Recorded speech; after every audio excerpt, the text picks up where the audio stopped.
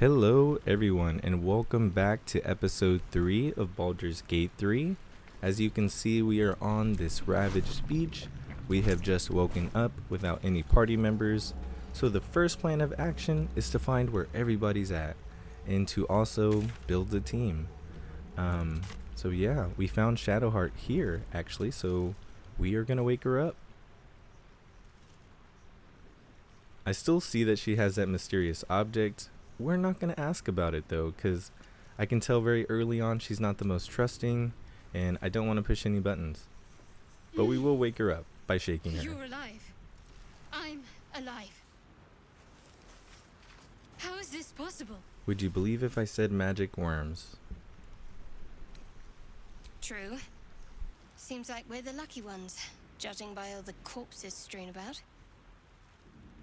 I remember the ship. I remember falling. Then nothing.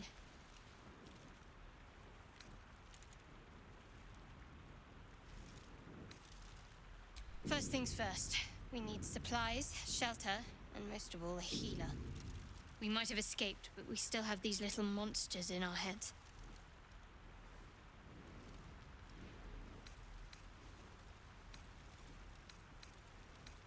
We need each other, and we both know what's at stake. Can't think of better company. One thing, just before we go. I wanted to thank you again for freeing me. It would have been all too easy for you to run right past my pod, but you didn't. I'll remember that. Lead the way. Awesome. So now we have Shadowheart in our party, which is exactly what we want. We want to get all the companions that we possibly can, especially for Act 1.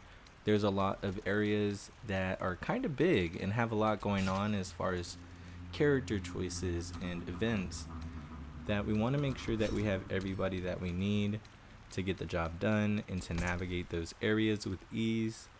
I've made some poor choices in my past playthroughs, and I want to correct some of those wrongs and go along that journey with you guys. Right now, all I'm doing is switching over items from inventory. Since the last episode, I went back and I got the Everburn Blade from the Nautiloid. I figured with the character that I have and that I'm wanting to build, it only made sense to actually go back and get it, especially because it's a good item to have early game. So yeah. Fresh water. There must be a settlement somewhere nearby. Whenever I pull up these books, by the way, I'll kind of like allow you guys to look through them a little bit. Some of them I might even read along with you. But yeah, only because people take time to write these things. And there's so many books in here. It's like Skyrim. There's just so much literature, poems, songs, love letters, stories. You never know what you're gonna find in stuff that you read. Primarily in this very first episode, we're going to be looting, gathering healing items, lockpicks, all that good stuff, fish. I see we got some food items here for camp. Yeah.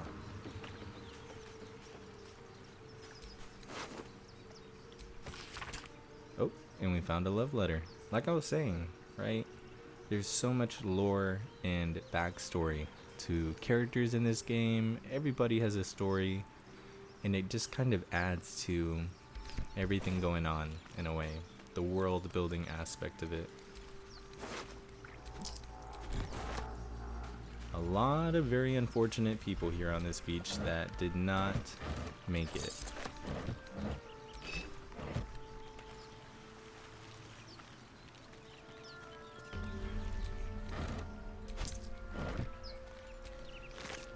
So I see on this wall up here we have a checkpoint marking.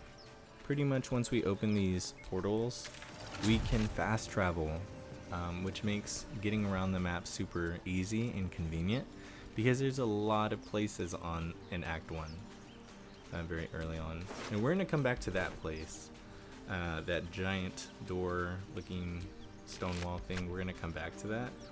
It is a crypt. and we need to have a team with us if we're gonna want to take that on. Wretched things. But yeah, we're setting off to go and do that. This is like a little back area, it seems. Normally I never go this way. Normally I never climb up this side. I go straight. But if you go straight, it leads you into a direct battle. So I'm going this way to avoid it. Oh, and then there's a chest up here. This is something I have never done in the past. I didn't know this existed here. Wow. Maybe I did know it existed and it's been so long. But I don't remember getting that before.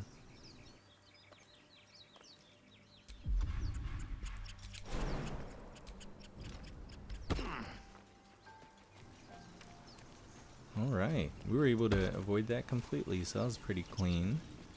Oh, and it actually leads us to another companion What's going on here with at this portal. You approach the sigil on the stone.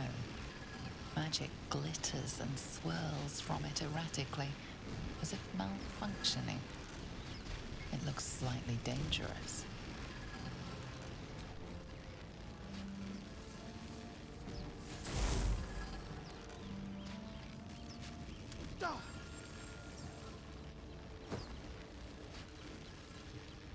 A hand? Anyone?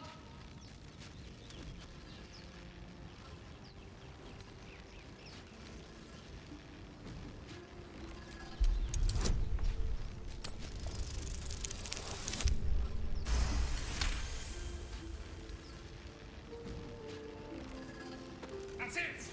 Go on! Keep pulling!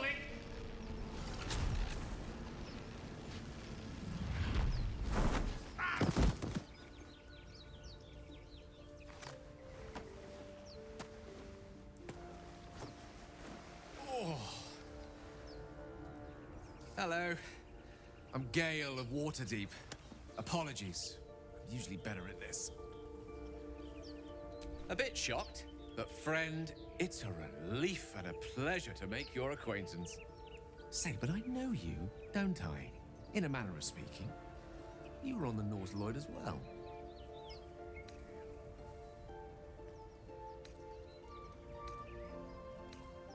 Then I can only assume you too were on the receiving end of a rather unwelcome insertion in the ocular region.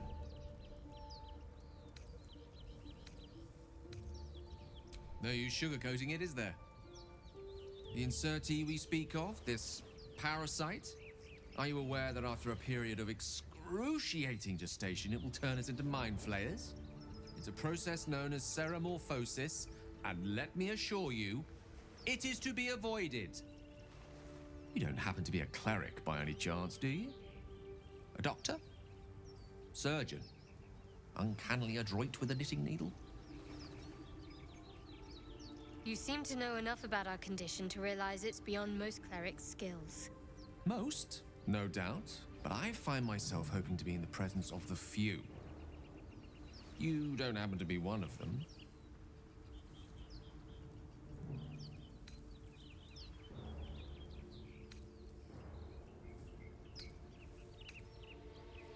As we've established, few enough can. It's not exactly a common affliction. We're most certainly going to need a healer, and soon, too. How about we lend each other a helping hand once more and look for a healer together? Most excellent. A parasite shared is a parasite halved, or something to that effect. Oh, but before you think you're about to embark on a journey with most ill-mannered a man, thank you for pulling me out of that stone. It was an act of foresighted kindness, I assure you. For I have the feeling ample opportunities will present themselves for me to return the favor. Awesome. So we now have Gale to our party. I love Gale. He has an amazing voice and has a relatively stable head on his shoulders, which I just gotta appreciate because some of the people on my team, they don't. So yeah, Gale also does cool wizard tricks, so you gotta love him. approach the dying monster. This is the thing that abducted you. You could end its life here and now, if only you didn't feel compassion. Compassion?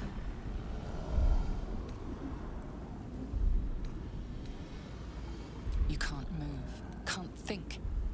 Thinking is mercifully done for you. It will be a joy to serve, to die for it an honor. It's possessing your mind, forcing you to love it, but then the feeling slips. The creature's mind seems to focus elsewhere. The monster lies exhausted, defeated. Its eyes, wet orange pearls, radiate malice.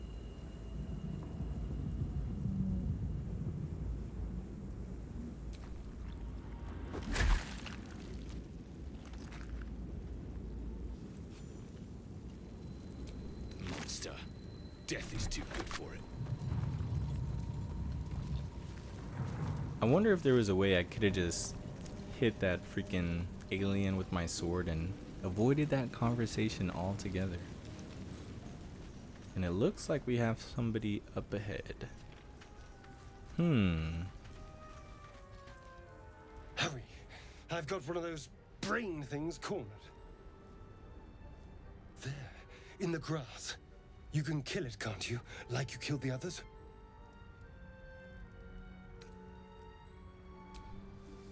I was hoping for a kind soul. Well, not to worry.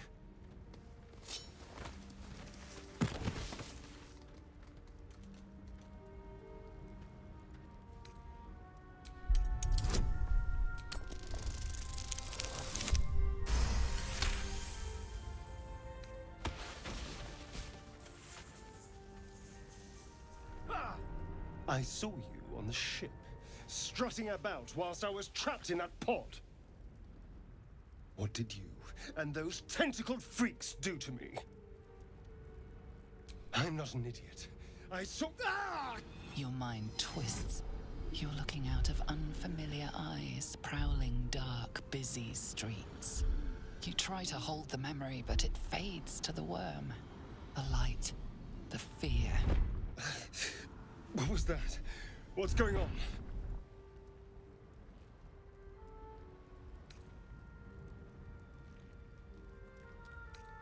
I'm not an idiot.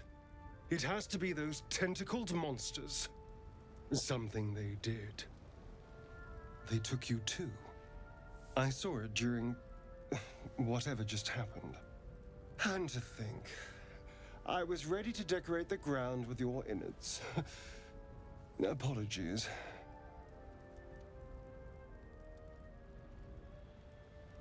A kindred spirit. My name's Astarion. I was in Baldur's Gate when those beasts snatched me.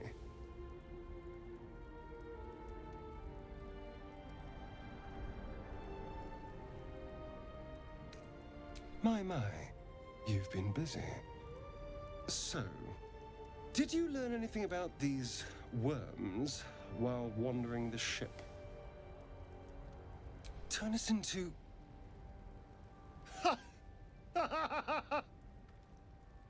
Of course it'll turn me into a monster. What else did I expect? Although, it hasn't happened yet. If we can find an expert, someone that can control these things, there might still be time.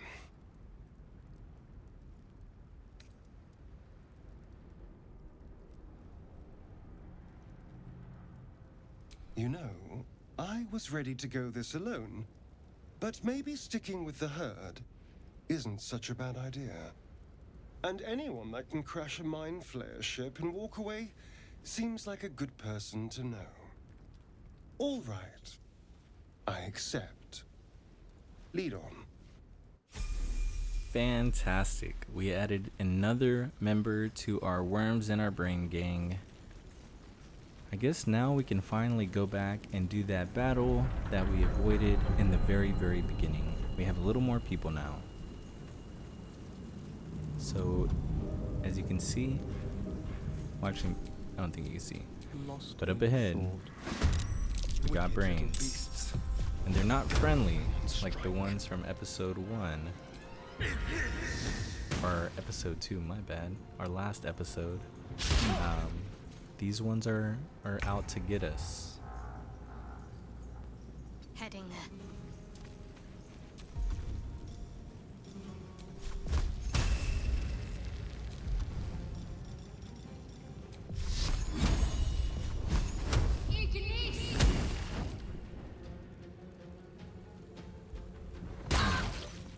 Alright, so I'm gonna need to do a little recalibrating. I'm on a much, I'm not gonna say a much more difficult setting than I was the first time I played this game.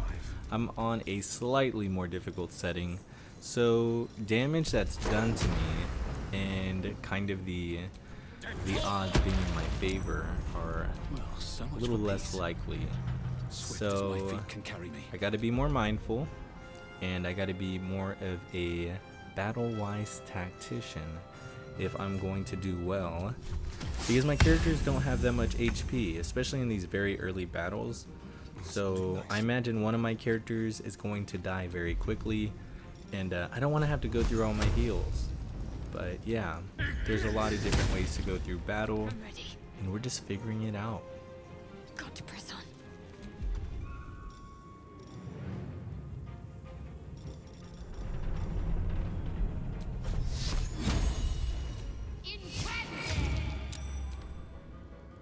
And it's kind of crazy if you think about it, because these brains, they're, oh my god, see what I mean? Like, I just died from a brain that isn't too difficult of an enemy on a regular day, but on this setting, a slightly more formidable opponent early on, and they have powers, so they can shoot you with ranged attacks, which makes it a little more difficult. If they didn't do that, I think it would be pretty nice, but yeah. Got to concentrate. I don't suspect that we're gonna have to reload. I hope we don't. And actually, throughout my playthrough, I'm going to try and minimize the amounts of times that I have to go back to do things. Of course, like if it's a battle, then maybe I might do that if it makes sense and it's strategic. But I kind of want to live with the outcomes and choices that I make. But maybe that develops. Maybe that's something we can kind of explore in the future. But we made it through. We made it through this battle, and we are now on this other side that we kind of needed to get to. Maybe we didn't need to get to this. I don't know. Maybe there was another way to get here. But we're just continuing our journey to loot and see what's going on, what's around. Yeah, this is one of those times where it'd be really nice to have an abundance of lockpicks, but I don't want to use the ones that we do have now. I want to use them more so for getting into new locations. We can always come back to look at chests that we haven't opened yet. But yeah, this is an animal, and one of the great things about Baldur's Gate 3 is that there's so much character dialogue with humans, but there's also a bunch of character dialogue with animals. So some of these animals can actually speak, and my character naturally does not have the ability to talk to animals, so I have to use a scroll that allows me that ability temporarily. But yeah, just to give a little context on that, I guess.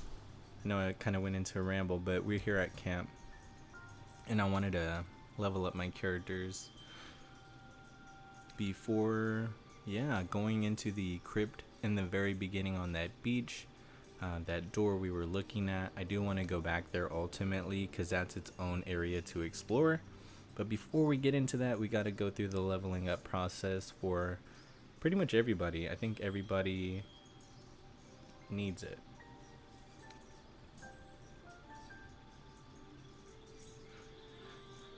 Yeah, another cool thing is that it's group shared XP, so pretty much when one of your characters gets experience, everybody kind of benefits from it in the party. This is an entirely new process for me in a way because I'm having my character be a paladin instead of a wizard. And on my first playthrough that I've almost completed the game on, I'm in Act 3 currently in that playthrough, it's much easier in a way because a wizard's very beginner friendly. You can learn any spell in the game and you can do a lot of area damage from a distance. My character is more geared so for close upfront combat, and I'm not too entirely certain how we can branch this off, but that's why it's so exciting because even though I have played this game before, I'm not gonna sit here and say I know 100% about this game. I don't even know maybe even 7% about this game, but we're here, we're doing it together, and I think that's just part of the fun of it all. And now we are here with Shadowheart and going through this leveling up process. Some of these I'm switching out. I just have a preference. I've played with Shadowheart before, primarily a lot, and yeah, I just kind of have a feel for how I want them to be in battle. So yeah, and this is always subject to change. I think there's ways to prepare for battle strategically by adjusting on the fly sometimes. We got our boy Gale in the house. No, I'm just kidding. But so happy to have Gale here. Like I said earlier, probably one of my top 3 faves in my party, honestly.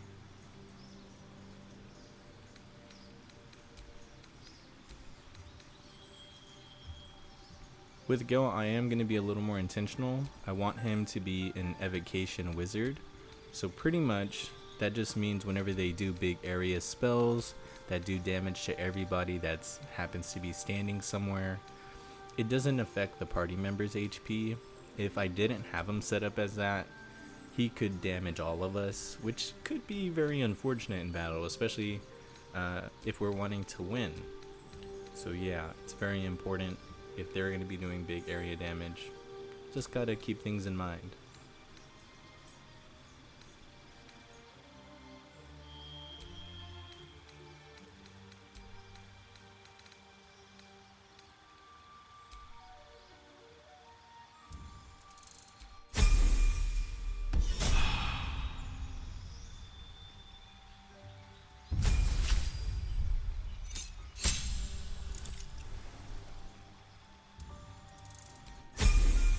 And Astarion has no perks to choose from at the moment, so we are going back to camp, and I think I'm gonna rest for the night.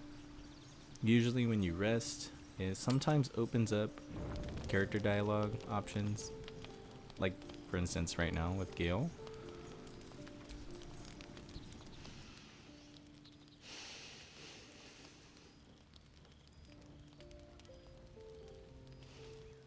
Go to hell.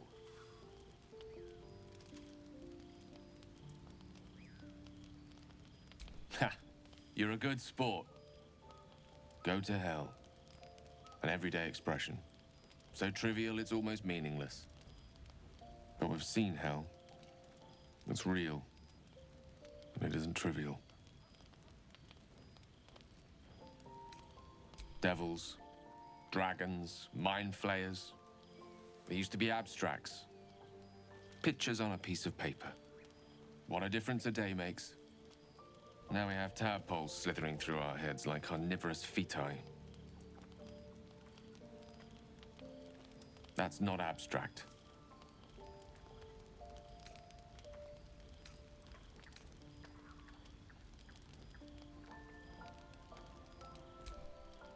Point well made. I see. I'll wake you bright and early. We'll need to find a healer before the wee one gets hungry.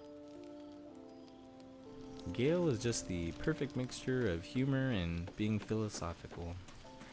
Let's see what Shadowheart is up to. What were you two talking about? Wow, immediate distrust. Off the bat.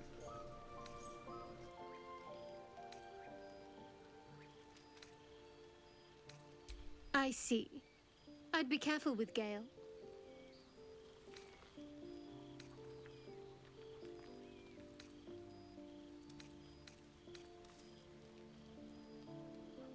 He's a wizard.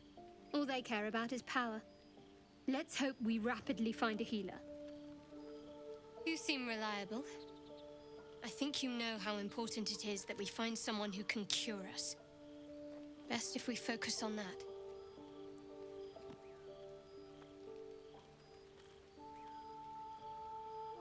Good.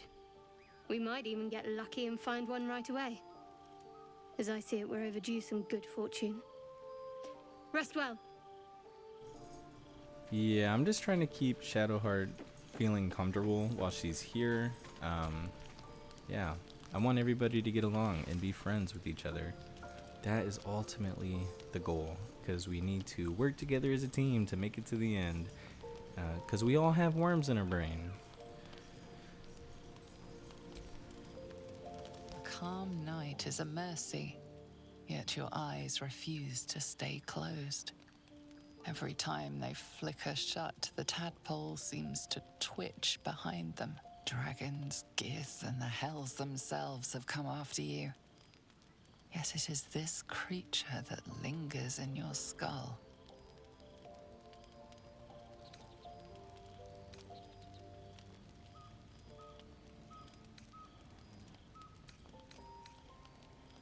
And you will find it, no matter the cost. Your life is your own. No wriggling tadpole is going to change that. Sleep claims you. Determination buoyed by gentle dreams.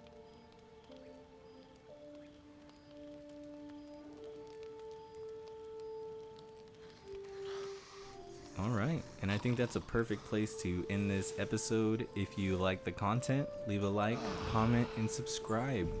I'll see you on the next one.